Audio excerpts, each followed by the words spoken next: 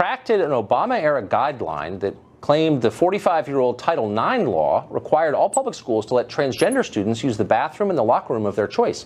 The White House says bathroom issues are properly a concern for state and local governments, a position that is getting the administration absolutely savaged on the left. Jillian Weiss is executive director of the Transgender Legal Defense and Education Fund. After the guidelines retraction, Weiss denounced the administration's states' rights position as nonsense. Jillian Weiss joins us now. Jillian, thanks a lot for coming on. Thank you for having me. So I believe, for whatever it's worth, in politeness and decency and not making people uncomfortable, especially children. I have 4. But I also believe in honesty, and so I just want to get to what exactly this means. So I'm a 47-year-old man. I think that's pretty obvious. If I were to decide tomorrow that I was a 47-year-old woman, should I be allowed to go shower in a women's locker room? The idea that there's no objective factors to be considered in who is transgender and how we determine bathroom use is really not the way that this works. The fact is that people make this decision after a lot of serious consideration. They see medical doctors, there's psychologists involved, there's a lot to think about. It's not an easy process. As someone who's gone through that, I can tell you, you just don't decide tomorrow. So that's really not the way it works. But what if I did decide tomorrow? What should I be? And it was totally sincere. Or, by the way, how would you know whether it was sincere or not, or anyone know? Only I can make that decision. And what if I did? Would I be allowed to go and shower in a women's locker room? And if not, why not? Well, I think the answer is no. And for example, we have the Gavin Grimm case, which, as you know, is coming up to the Supreme Court very soon. The ACLU just put out its brief in that case. And, you know, they went through what he had to address. He changed his name. He had medical doctors. He had letters from psychologists and so on. It wasn't the kind of thing where he just came in and said, oh, now I'm going to be using the boys' room. So but let's go through just, I mean, because there's a lot at stake here, and you know this because you do it for a living. There's a lot of money at stake, and there's a lot bigger issues at stake. The definition of gender itself, which is at the center of any society. So what are the absolute standards that are required for a person to change his or her sex? There is an organization called the World Professional Association of Transgender Health, which has a series of standards of care. We're on number 7 now, or 8 is coming up. And so this is something that doctors and medical people, psychologists have worked with for years, and there is a whole protocol. So, I mean, I can't give you the entire thing right now, but I think it's important to understand that there is something called transgender, and we have been here forever. We've been going to the bathroom forever. Oh, but I'm not contesting any of any of that. And just to be totally clear, I'm not attacking anyone. Yes. But I think it's fair, because so much is at stake, to get much more precise than you are getting.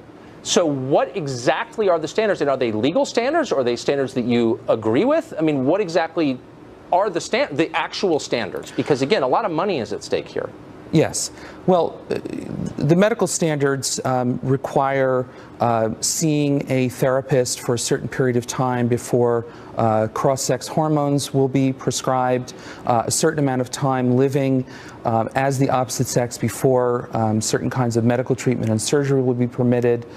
The other thing to keep in mind is that the courts have been parsing this for the last 15, 20 years. And so if somebody is being stereotyped because of their sex, because they're not perceived to fit in with appropriate masculinity or femininity, because of whatever people perceive as their birth sex, that is something that's prohibited by the anti-discrimination statute. Right, so that's the anti-discrimination statute, but you still haven't explained, and I've asked you a bunch, what the legal standards are, because I don't think that there are any, and here's why that's a concern. So the federal government spends over $11 billion every year on sex-specific programs, and I'm sure you know what they are. The Small Business Administration, among many others, gives a ton of money to people because they are women. And so how are we supposed to navigate that and let's be honest with each other, there are no standards actually, other than I say that I'm of a different sex. How are we supposed to navigate this, and what's going to prevent charlatans from jumping in and taking all that cash? Well, let me give you an example. In the field of athletics, There are standards that have been developed for when someone is permitted to move into a particular single-sex activity. It involves how long they've been on hormones, how long their transition has been, whether or not they have the strength equivalent to, that, like in women's sports, for example. So there are standards that have been developed. Now, I don't know all of the details of that exactly, but you're asking, for example, how do we... There is no absolute standard that's been developed, as you know. I mean, look, this is your job. You know that that's not true. There isn't. The WNBA doesn't have the same standard as the Olympics, as Notre Dame women's field hockey. I mean, there is no absolute standard. Well, if that's what you're saying, is there an absolute standard? You're correct. Yeah. There is not an absolute standard. We are working this out as a society. It doesn't mean put transgender people back in the closet or tell transgender youth just, fend for yourself. But nobody's suggesting that, at least on this show. What I'm suggesting is an adult look at this issue, and yet whenever you bring it up, like, what does this really mean? And can you actually change your sex biologically? You're denounced as, as like a hater. And I'm just speaking for myself when I say that has nothing to do with it. I think it's fair to ask these questions. And so when are we going to find out exactly what it means to be a woman or a man? Well, let me just suggest this. I have a list here of 25 studies that have been done over the last 15 years by scientists, peer-reviewed journals, discussing exactly what it means to be transgender, when someone is transitioning, the difference in the basal ganglia of the stria terminalis, the neuron density in the brain, and so on. I'm sorry for being very technical. The point is there are biological differences. You're big. I mean, let me ask you this. Can you ascertain a person's sex with a blood test throughout life, from birth until death, and will that result remain consistent? No, not with a blood test. Not with a blood test. Okay, I don't know if that's correct, actually. But the point is, look, do you agree that, and we'll just leave it here, but do you agree that until there is a commonly recognized, legally recognized standard for sex, what constitutes a man and a woman, that we ought to slow down a little bit, stop building up all these anti-discrimination statutes before we can agree on who is being discriminated against, who meets the standard? We've had these laws in the books for the past, 40 years. They have come to understand that this includes transgender people. For the last 15 years, we're all over society. We are going to the bathroom. We are showering. We are in athletics. So you can't put us back. But no one's suggesting that, and you're dodging the question because you don't have an answer. And I just hope that you'll take this seriously, because I think it's a serious issue, and I hope that you will too. It's not just a matter of saying we're here, we're not going away. It's a series of doing.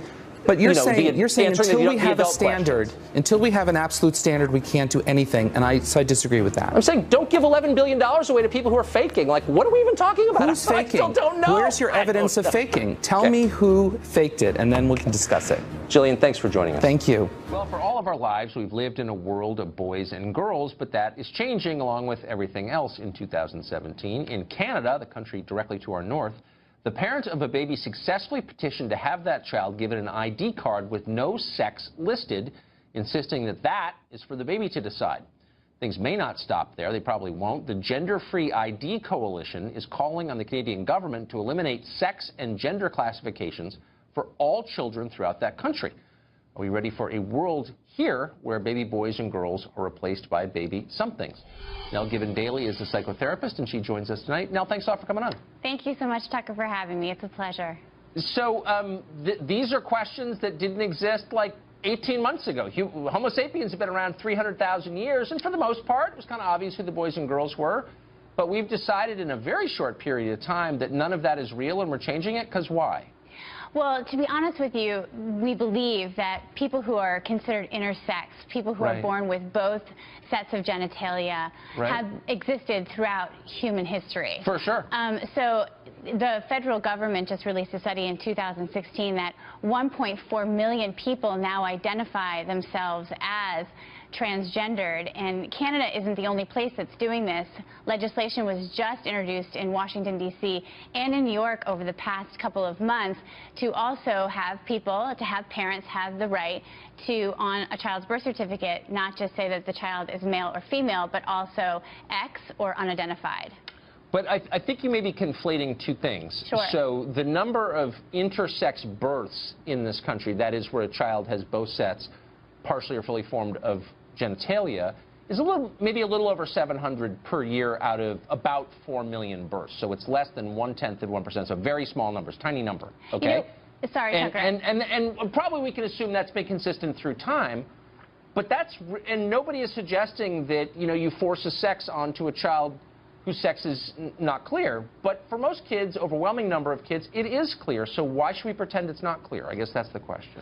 I think it's a great question. I mean, as to your statistic, I had trouble finding accurate numbers as to how many children are born in this country who are intersex. Right. I got numbers that say 1 out of every 1,500 births, also 1 out of every 100 births, where there is some sort of either anomaly. Hold on. 1 out of every 100 births has there is separate sets of genitalia. Well, I don't not think that's necessarily. right. It doesn't have to go that far. So there could be some sort of like genetic, I don't want to say abnormality, but an anomaly, right? Like a chromosomal anomaly that it's not so clear, meaning that gender is not necessarily based on genitalia. And so I think your other question, though, is should we give people the right to say we're going to raise a child as non-binary, meaning we're not going to raise a child as male or female, which is something that the couple in Canada is right, because doing. I mean there are legitimate, I think, medical situations, and you've just described some of them where it's an open question, and I would never deny that, and of course you want to respond compassionately. But that's not what this case is about. This case is about the idea that you get to choose what your sex is, which is a denial of biology. And there's also, and I think as a psychotherapist you'd agree, a cost to a child. If you say to a little kid, I don't know if you're male or female, you decide, I don't think you're going to get a good outcome a lot of the time at all.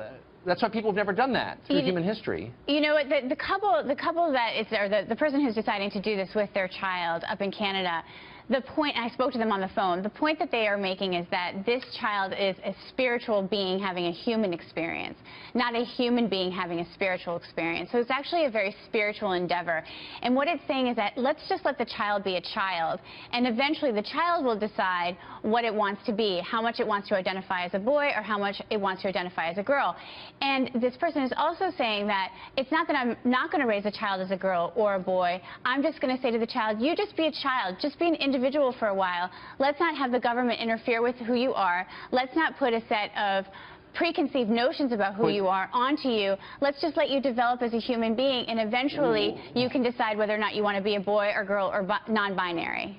Yeah, but you can't actually decide. And I'm for choice, and there are a lot of biological realities that I'm sad about, that I would change about no, I'm sincere, that I would change about myself. And so I'm not attacking anybody, but don't you think that biological reality matters, and lying to kids and telling them, actually you could be 6'7", or you could have blue eyes instead of brown, or whatever. I mean, those are lies, and it's never a good idea to lie to kids, is it? I don't think it's a lie. I think it's actually giving children more information at a younger age than we traditionally have. Right? So it's like, I'm going to give a comparison. It's like raising a child to not assume that they're heterosexual. Right? The way I've raised my children is to say, like, I don't know what they're going to be, and I'm not just going to assume that they're gay or they're straight. I just give them lots of information, expose them to lots of people. There's a difference here, because whereas, we don't know a lot about the biology of homosexuality, we know a lot about the biology of sex, because we know that it begins on the chromosomal level. Like, there's a science piece to this that's being ignored by people who I thought believed in science. So that's why I'm a little bit confused. I don't think it's being ignored. I think what we're seeing, though, in the federal study and what's come out in terms of the Census Bureau is that if 1.4 million people don't identify with the gender marker that they were given at birth, we have to take note of that and say what's going on, that there's a fluidity about gender, and it's not necessarily rooted in biology. Why does that not extend to race? Tell me what you mean by that. You're going to have to explain that one to me. If I can say I'm a woman, why can't I say I'm a Chinese woman and be taken every bit as seriously? And I'm not mocking you. I'm making a sincere point, and it's a sincere question. What's the difference? I think it's a great question. I mean, I think as we progress as a society, some of these labels that we're putting on things, and I can't necessarily go to the race question, although one of the things that I've loved about your program as of late is that you're really into this idea of having a more inclusive society and being less separatist in terms of race, that we should be more inclusive. And I think that that's what we're saying. We're creating a space at the table for people to be, to have optionality in terms of how they want to identify themselves. Okay. Well, as long as we're still science-based, then, as a child of the Enlightenment, it's not taking science off the table. It's just saying, can we look at it from another perspective?